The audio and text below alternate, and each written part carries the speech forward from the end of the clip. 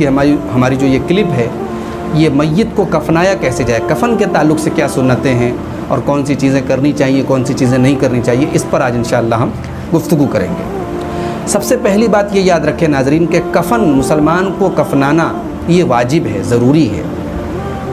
अल्लाह के रसूल सल्लल्लाहु अलैहि वसल्लम ने एक सहाबी को जो हालत एहराम में अपनी सवारी से गिर के उनका इंतकाल हो गया था, आपने फरमाया सहाबा से इग़सिलूहु बिमाइन व सिद्रिन, इनको पानी और बैर की पत्ती से गुस्ल दो, व कफ़िनूहु फ़ी तौबैन, और इनको 2 कपड़ों में कफनाओ। ये सही बुखारी की 1265 और सही मुस्लिम की 1206 नंबर की रिवायत है।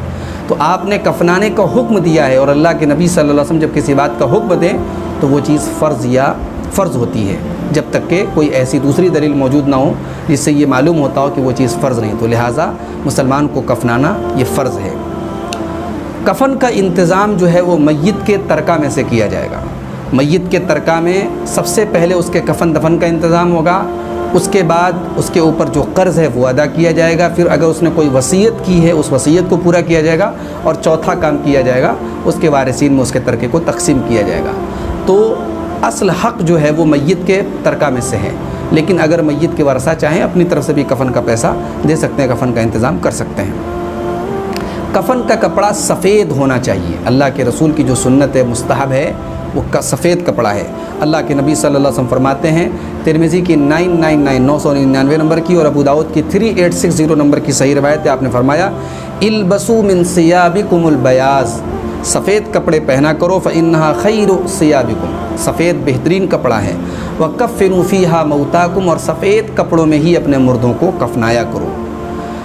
कफ़न में 3 कपड़े सुन्नत हैं। अम्मा आयशा रज़ी अल्लाह तआला अन्हा कहती हैं, सही बुखारी की 1264 और सही मुस्लिम की 941 नंबर की रिवायत है, कहती हैं कि अल्लाह के रसूल सल्लल्लाहु अलैहि वसल्लम को 3 यमनी सफ़ेद चादरों में कुफ़्फ़िन फ़ी सलासति अस्वाबिन यमानियतिन बीज़िन सहूलियतिन, अल्लाह के नबी सल्लल्लाहु अलैहि वसल्लम को 3 सफ़ेद यमनी और सूती कपड़ों में आपको कफनाया गया। सहूलियतिन, सहूलिया जो है ये एक किस्म का, एक टाइप का कॉटन का कपड़ा होता था। मिन कुरसुफ, जो कॉटन का होता था।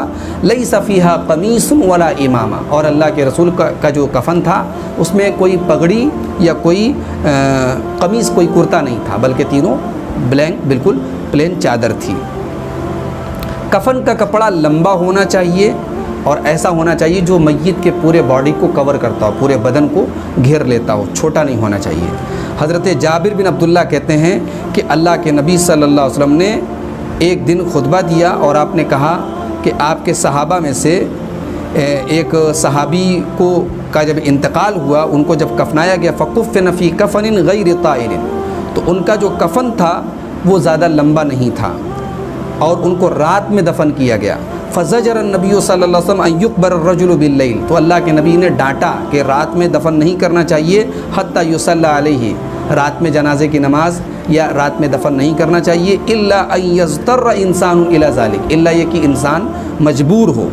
और फिर अल्लाह के नबी ने फरमाया इज़ा कफ़ना अहदुकुम अखाहु फ़लयुहस्सिन कफ़ना, जब तुम में से कोई अपने भाई को कफनाए तो उसको बेहतरीन कफ़न दे, यानी ऐसा कफ़न हो जो उसके पूरे बदन के लिए काफ़ी हो, छोटा ना हो, तंग ना हो। ये सही मुस्लिम की 943 नंबर की 943 नंबर की रिवायत है।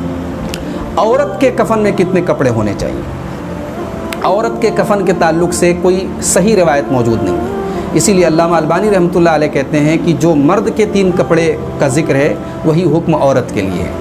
एक रिवायत मिलती है अबू दाऊद की 3157 नंबर की हदीस है, लैला बिनत कानिफ़ अस्सक़फ़िया कहती हैं कि मैं उन औरतों में शामिल थी जिन्होंने अल्लाह के रसूल की बेटी उम्मे कुलसूम को गुस्ल दिया।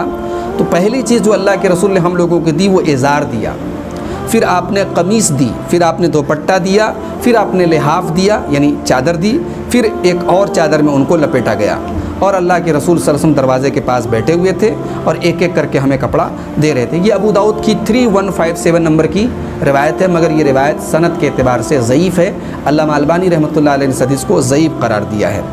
लेकिन इस हदीस का एक शाहिद भी है इमाम अल-जौज़क़ी रिवायत करते हैं हज़रत उम्मे अतिया से, वो कहती हैं कि हम लोगों ने हज़रत उम्मे कुलसूम को जब कफनाया तो 5 कपड़ों में कफनाया, और हमने उनके सर पे दुपट्टा भी उड़ाया जैसे ज़िंदे को दुपट्टा उड़ाया जाता है।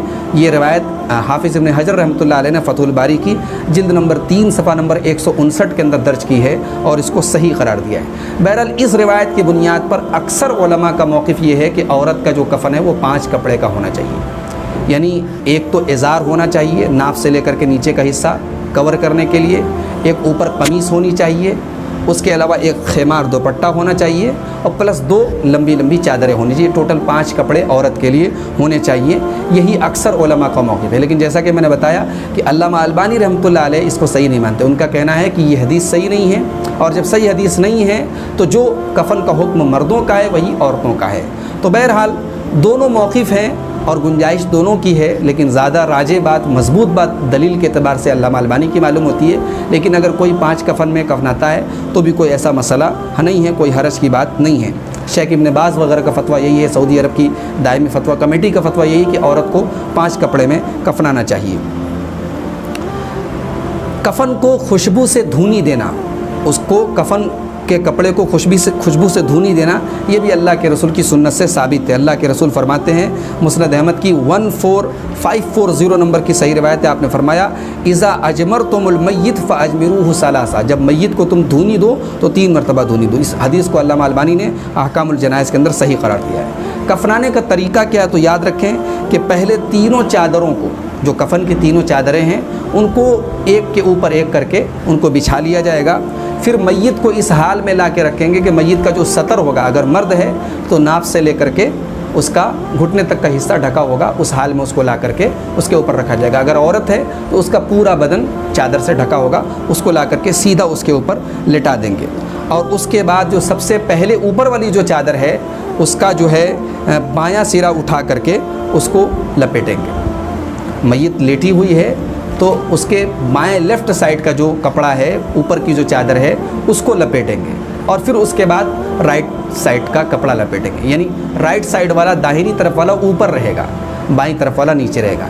इस तरीके से सबसे ऊपर वाली चादर को लपेटेंगे, फिर उसके नीचे वाली चादर को लपेटेंगे, फिर उसके नीचे वाली चादर को लपेटेंगे। अगर सर के पास का कफ़न का हिस्सा ज़्यादा है तो उसको लपेट करके चेहरे की तरफ वापस पलटा देंगे, मोड़ देंगे। अगर पैर की तरफ का हिस्सा ज़्यादा है तो उसको मोड़ करके पैर की तरफ वापस पलटा देंगे और फिर कफ़न को 2-3 जगहों से, सर के पास से, बीच में और पैर के पास से बांध देंगे ताकि मय्यत की जो बॉडी है वो इधर उधर ना जाए। मय्यत को कफनाने के टाइम उसको खुशबू लगाना चाहिए। खुशबू लगाना भी अल्लाह के रसूल सल्लल्लाहु अलैहि वसल्लम की सुन्नत है, आपसे साबित है। कफ़न में बहुत कीमती कपड़ा इस्तेमाल नहीं करना चाहिए। अल्लाह के रसूल सल्लल्लाहु अलैहि वसल्लम ने सही बुखारी की 1477, सही मुस्लिम की 593 नंबर की रिवायत है, आपने फरमाया अल्लाह ताला 3 चीज़ों को नापसंद करता है, ज़्यादा बकवास करना, माल बर्बाद करना और ज़्यादा सवाल करना।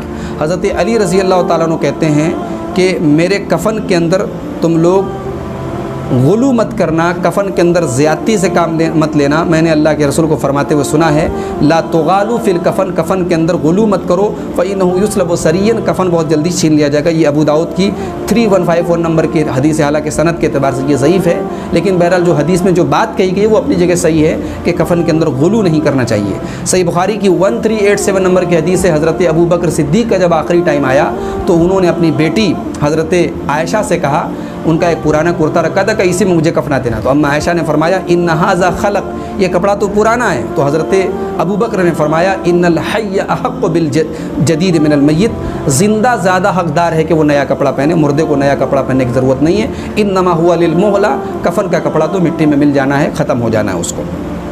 शहीद जो अल्लाह की राह में शहीद हो मैदान जंग में, वो जिस कपड़े में शहीद हुआ है उसको उसी कपड़े में कफनाया जाएगा। अल्लाह के रसूल सल्लल्लाहु अलैहि वसल्लम ने जंग उहद के दिन शुहदाए उहद के बारे में फरमाया ज़म्मिलूहुम फ़ी सियाबिहिम, इनको इन्हीं के कपड़ों में कफना दो। ये मुस्नद अहमद की 23657 23,657 नंबर की सही हदीस है। कफन के अंदर कुछ बिदात हमारे यहाँ राइज हैं, जैसे सीने पर या माथे पर कलमा लिखना, या इसी तरीके से साथ में कोई चिट्ठी लिखना कि कब्र में सवाल व जवाब में आसानी हो, या कफ़न के कपड़े को ज़मज़म के पानी से धोना इसलिए कि उससे बरकत हो, या सवाब की नीयत से एहराम के कपड़े में कफनाना। एहराम के कपड़े में कफनाया जा सकता है, मगर सवाब की नीयत से यह है कि अज़ाब में कमी होगी, ऐसा कोई मसला नहीं है। उस कपड़े में कफनाया जा सकता है, बस जवाज़ है, उसकी कोई फजीलत नहीं है, उसको कोई सवाब का काम समझ करके नहीं करना चाहिए। तो ये वो चंद बिदात हैं जो हमारे समाज में कफ़न के ताल्लुक़ से राइज हैं। मैं समझता हूँ कि कफ़न के ताल्लुक़ से ज़रूरी बातें आपके सामने बयान कर दी हैं। अल्लाह ताला हम सबको अपने नबी की सुन्नत के मुताबिक तमाम अमाल अंजाम देने की तौफ़ीक़ अता फ़रमाए। आमीन। व आखिरु दावाना अनिल हम्दुलिल्लाहि रब्बिल आलमीन। अस्सलामु अलैकुम व रहमतुल्लाहि व बरकातुहू।